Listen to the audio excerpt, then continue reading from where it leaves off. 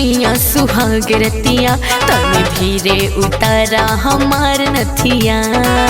हे जी तनी धीरे धीरे आज हवे ये सैया सुहाग रतिया तनी धीरे उतारा हमार नथिया। कहर के न प्यार हमार मन कहरता, कहर के न प्यार सैया मन कहरता। पातुकी में पातुकी लड़ावे तो ये जान समान टन टन करता।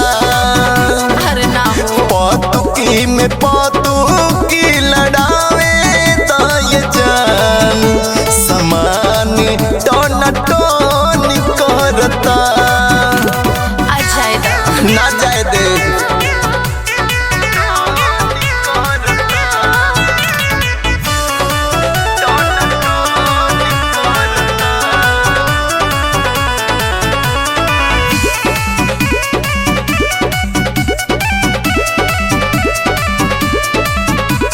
लागत निंदिया छुआ न बिंदिया सुत जकोरा में धके।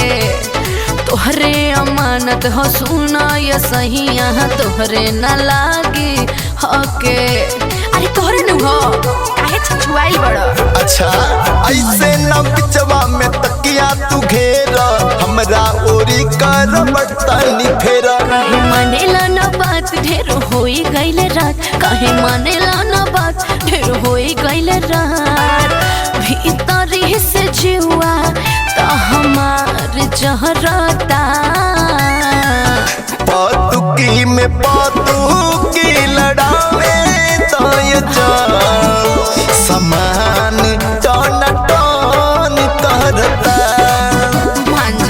पातुकी में पातुकी लड़ावे तो ये जान समान टन टन करता। जाके होनिया सूझ जाना त जान ली हो। अब ढेर ना बोला।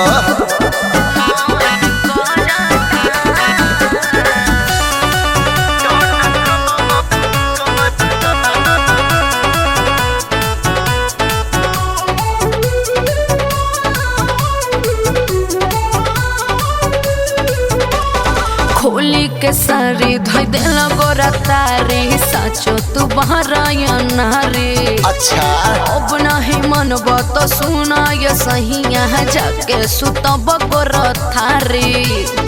अब अगर ना मन बना तो हम नीचे जाके सुत जाए।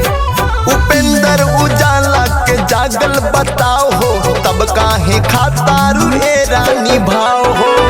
ऊपर नीचे काहे धके लगला खींचे कर दे ऊपर नीचे काहे धके लगला खींचे।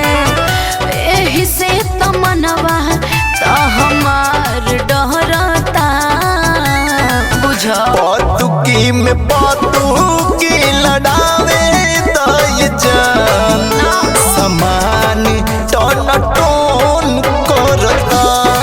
अरे जा पातुकी में पातुकी लड़ावे तो ये जान समान टन टन करता। आज हवे ये सैया सुहाग रतिया तनी धीरे उतारा हमार नथिया। कहर के न प्यार हमार मन कहरता, कहर के न प्यार सैया मन कहरता। पातुकी में पातुकी लड़ावे तो ये जान समान टन टन करता। हर नाम पातुकी में